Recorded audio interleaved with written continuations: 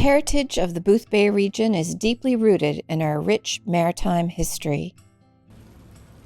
Our fishing community depends on working waterfront for a place to park their trucks, dock their boats, sell their catch, and get the supplies they need to harvest food from the sea.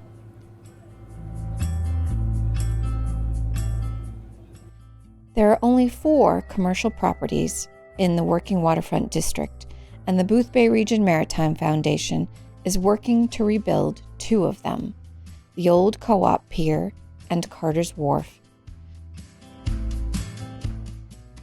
Rebuilding these piers will provide the access our fishing community needs to continue working on the water. This is a significant project that requires the support of our local community. Please consider a donation to the Boothbay Region Maritime Foundation. Together, we can preserve working waterfront and our maritime heritage.